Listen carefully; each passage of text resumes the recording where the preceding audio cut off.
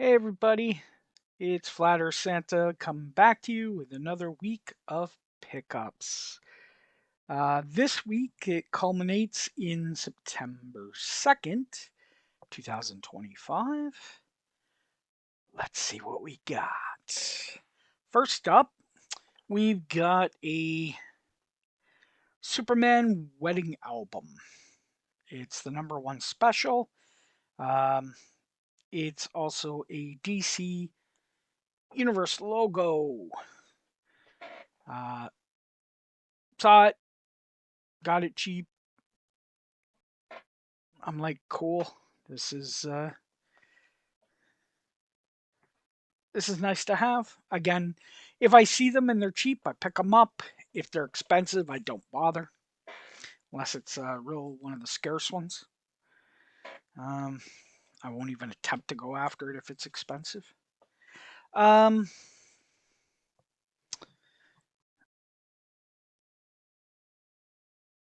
we've got Fright Weaver #1, of course.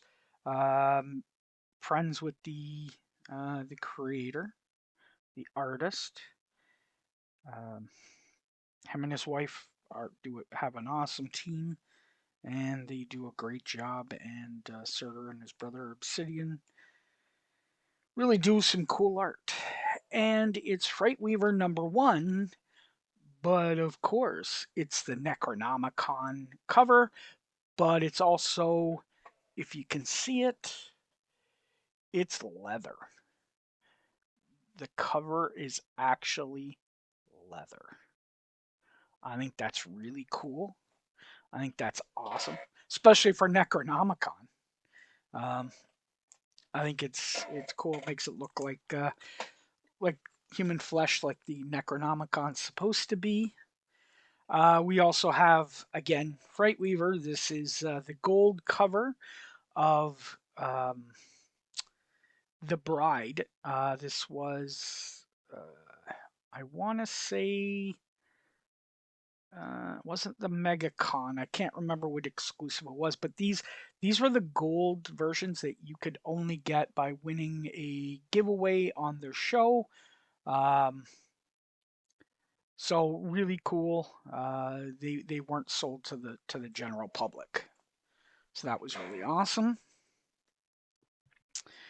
Uh, we've got Comic Network Block Party #50. Beautiful, beautiful shape. I mean, it's also in newsstand. Um, you might want to actually look this sucker up.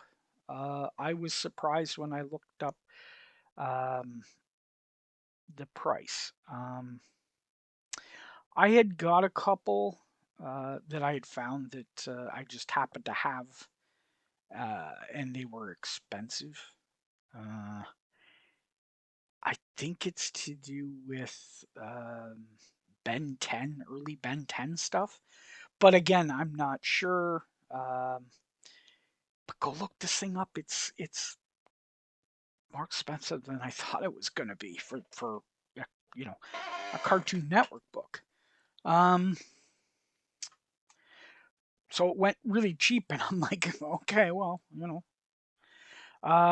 Next we've got Goon #3, the original Volume 1 Avatar run. This is absolutely awesome. This this is a really cool series. I absolutely love the Goon. Um, Again, go look this up. This is not a cheap book, uh, but yet I got it in. I got it at a great price, and my God, this thing is. I don't think this thing's ever been read. This thing's, I mean, just absolutely flawless. I mean, talk about the wrap on this thing. Just the. I don't think this thing's ever been read. It's a beautiful, beautiful book. Um, if ever I was sure of a 9.8, that's one I'm sure of. Um, Also, great. Another copy that's probably a 9.8 that's I'm going to put up for sale. G.I. Joe Origins number 19. It's the Joe Benitez incentive cover. So you had to buy so many copies to get this incentive cover, but it is all black. It is it nothing, you can't hide it, and it is in, my God, pristine condition. This thing's going to get graded. This thing's going, and then when it comes back 9.8, it's being sold. Now, y'all know I'm a Canadian, and I've had this book in the past, but not one this nice. This thing is like 9.8. This thing's got 9.8 written all over it, and I have to say, I'm happy. It's Captain Canuck number 1, but this is what makes it really cool. Obviously, it's the first appearance of Captain Canuck,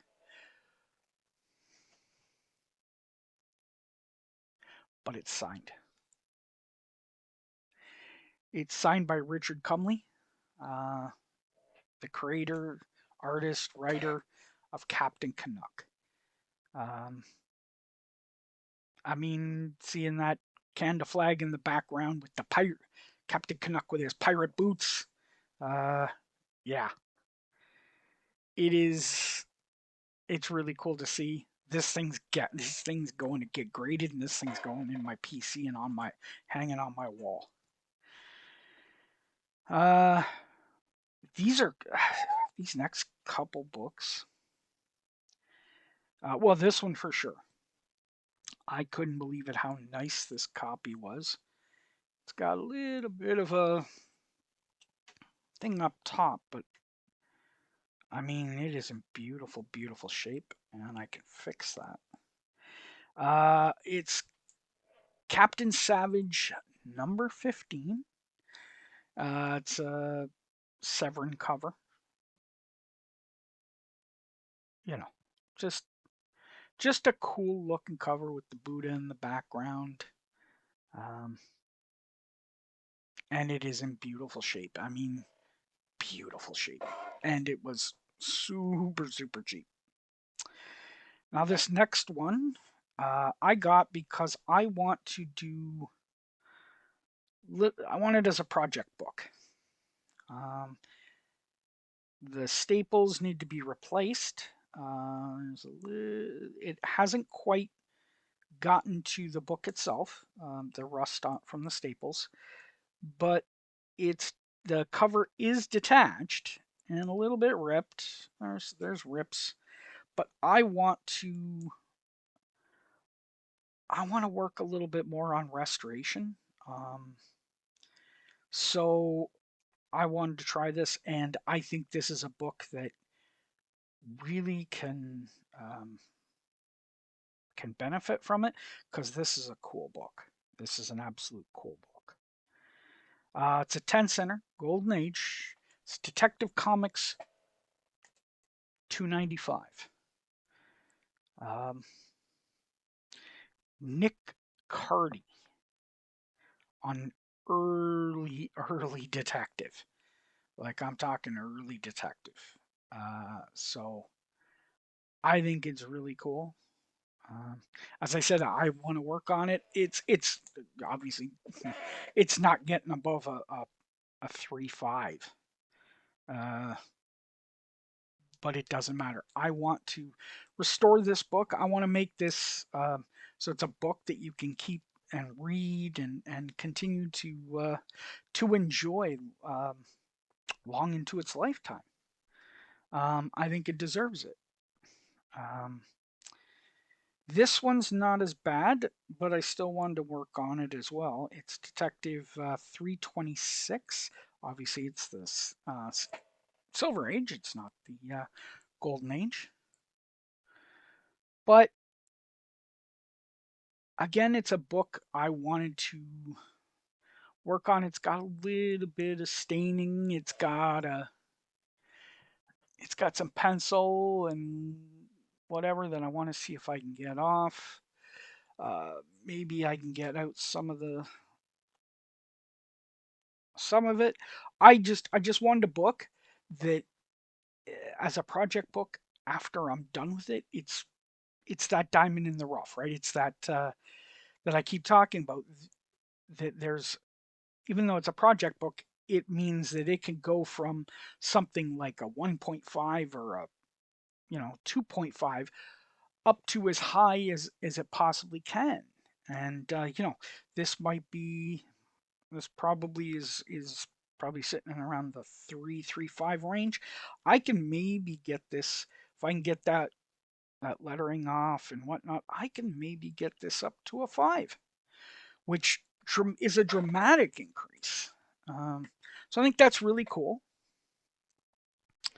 Uh, Next, we've got a beautiful copy of Captain Marvel #8, which is the first appearance of Cyber-Rex. Some of the early Captain Marvel, really good to see, hard to get in higher grades. So when I saw it, and still got it's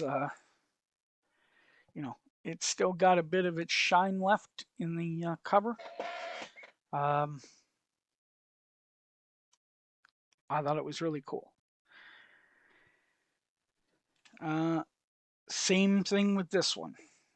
It's a good, like, it's a fine to very fine copy of Daredevil 47. Um, Early Daredevil, um, really nice, and it was cheap. So was this. This has got a little bit of a blunted edge. Actually, it's got a couple blunted edges, but it is early Cap. And what I mean by early Cap is Captain America after being Tales to, I want to say, is it Tales of Suspense was Thor, Tales to Astonish was Hulk, and I can't remember what it is. It's one of the three. Tales to Astonish, Tales to uh, of Suspense, and Tale. Anyways, early Captain America 100, or was the first Captain America in that title. Obviously, not in the Silver Age, of course, not in the Golden Age. There was early Captain America in the Golden Age, but um, yeah, this is his ongoing title. Early, obviously, #6 in his solo title. So really cool. Always love these covers. Um, Next, we've got Nova #1, or The Man Called Nova. It's the origin and first appearance of Nova, the first appearance of Zon the Conqueror. Um, Nice to see. Nice 30 cents, early 70s stuff. Um, didn't have a copy, didn't go too expensive. So, again, when it's nice looking book, cheap price, that's right in my wheelhouse. It's it's probably coming home with me if it's in that wheelhouse. Now this kind of spoke to me, and I do like his stuff. This is really cool. I liked it because it's a cool book, and it's a cool key, but it's Amazing Spider-Man #93. It's the Patrick Gleason variant. It's also the first appearance of Chasm, So when Ben Riley becomes Chasm. Um, I always liked Chasm as a character. A lot of people didn't. I did. I thought he was kind of cool. Um, but that's really cool cover. That one spoke to me. I'm like, this will display well on a wall. So that's why I grabbed it. Same with this.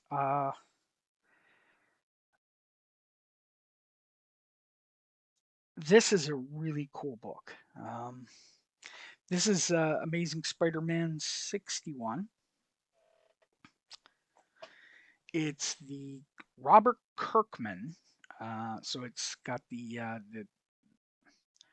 um, the specifics spider armor.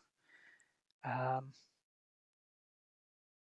it's the Virgin cover, and of course the Spider-Man um, #1 homage, as you can see. Tyler Kirkham after McFarlane, which let's face it, it's been homaged enough, but yeah, I think it was really cool. Now this book I had a copy of this, and it's sitting waiting to go to CGC. Um, but it's J. Scott Campbell's. Uh, it's Ultimate Spider-Man #4. It's his homage to himself in the Spider-Man 601 homage, but this one's signed by Campbell.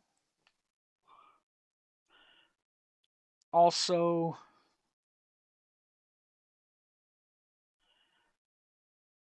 with his COA. This puppy's going to. This is 9/8. Uh, it's a beautiful copy. It obviously hasn't been read. It's never been taken out of the bag when it came from J. Scott. Um, and I got it at a good price. I appreciate JT uh, for the opportunity. Really cool book, and signed by Campbell. So that's going to join my other copy that isn't signed and going off to CGC. Next, after a bit of cleaning, this will look beautiful. I mean, it's just got a little bit of yellowing, but it's a white cover, so it's hard. But this thing's gonna look beautiful when I'm done with it. I don't think this has ever been read. There's not a reader's crease or anything. So if it was read, it was read once and put away because it's just got a little bit of yellowing. But I mean, very light. This is Spider Girl #75. Really cool cover. It's the debut of course, the new Black Spider Girl costume, or at least it was back then, the 2000s. Um,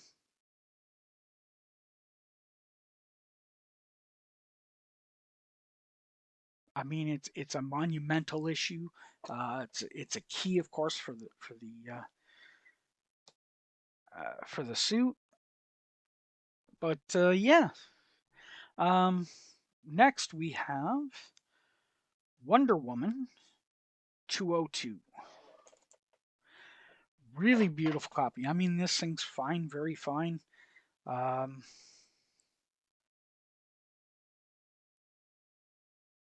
really nice. It's the first appearance of the Grey Mouser. Um,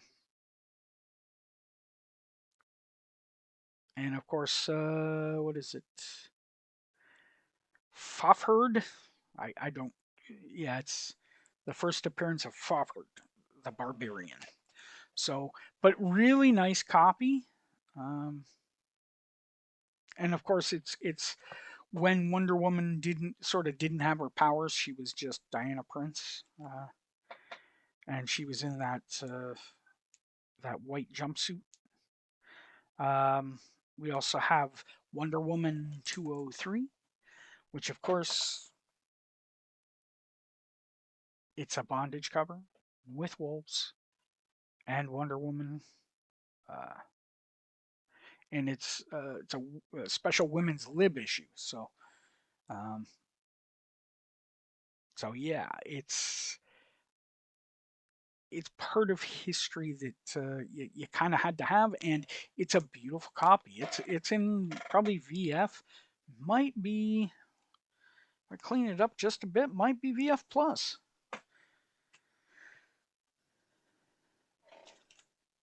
So really cool. Now this is awesome.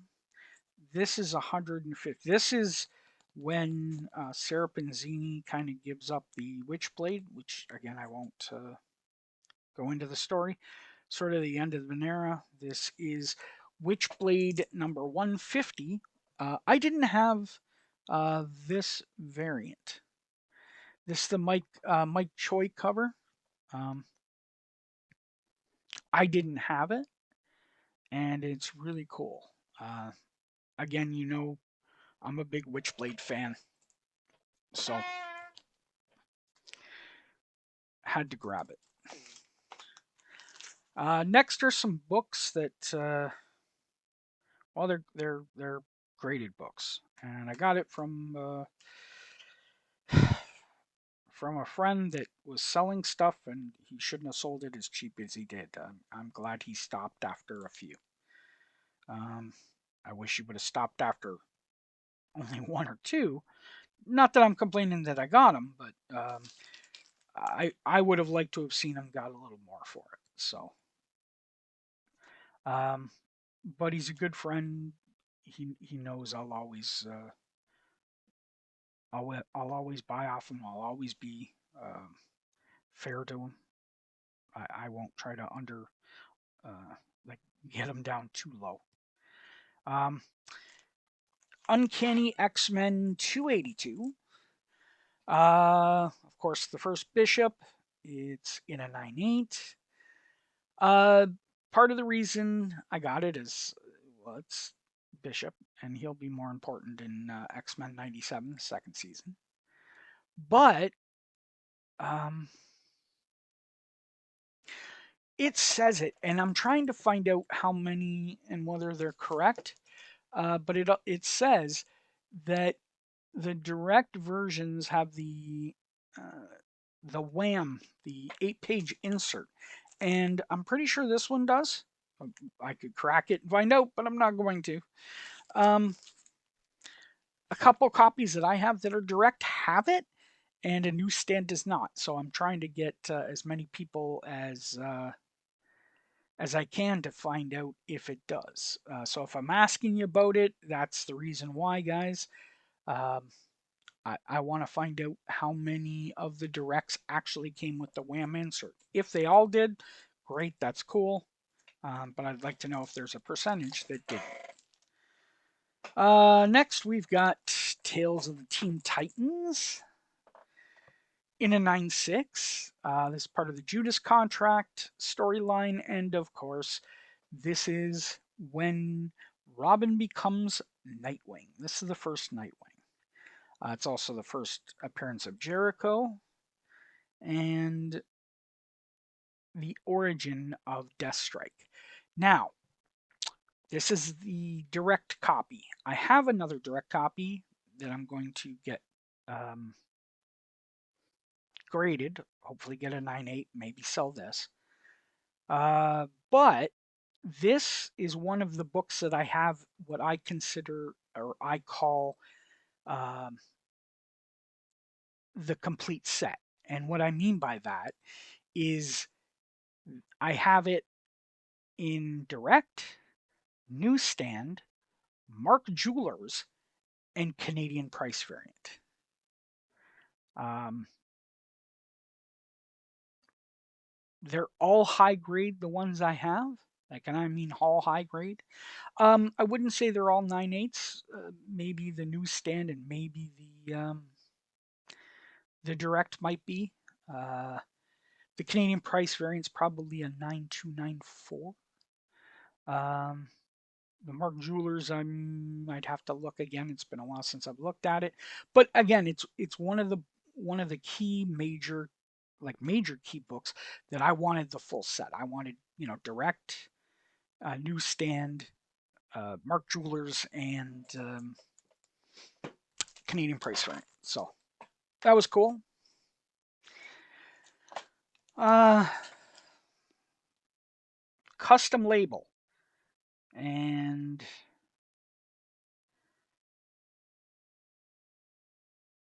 I thought it was really cool. Chris Claremont, as I've said, um, Chris really did awesome work at cons, stayed the extra mile, stayed for people.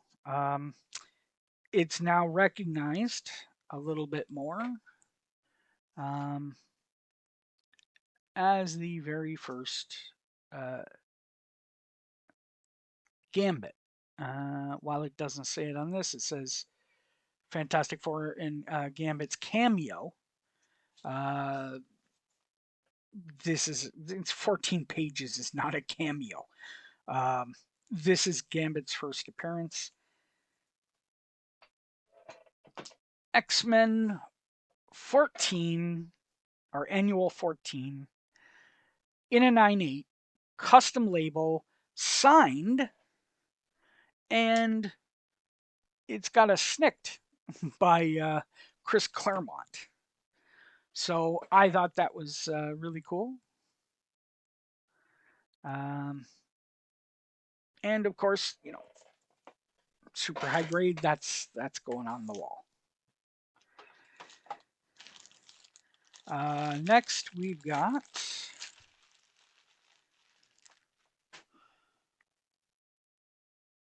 Earth 2 as part of the new 52. This is just because it was a 9/8 and God, it's super cheap.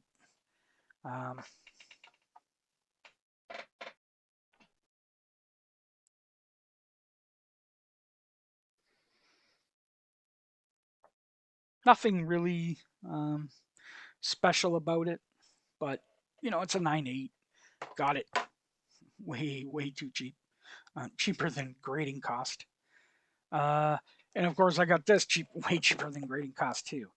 It's a Venom War. It's of course, the Venom Horse, but it's also a Clayton Crane cover. And yeah, these are going to be used either giveaways or funding for stuff that for some of the books that I really want in my collection. So yeah. Anyways, guys, that's the stuff I got this week. Um, Hope you enjoyed the pickups that I grabbed. Let me know what you got. Let me know some of the cool things that you think about the pickups. Put it down in the comments. Of course, like and subscribe. It always helps. Get out there. Go bin diving. Find that diamond in the rough. Enjoy collecting, guys. And of course, as Red Green always says, keep your stick on the ice. Hey, what are you doing, man? Why are you still sticking around? I mean, if you're gonna be here, hit the like and subscribe. You know you want to do it. Santa tells you to do it. If you don't do it, you'll not get jello in your stocking next year. The earth is flat, man. Deal with it.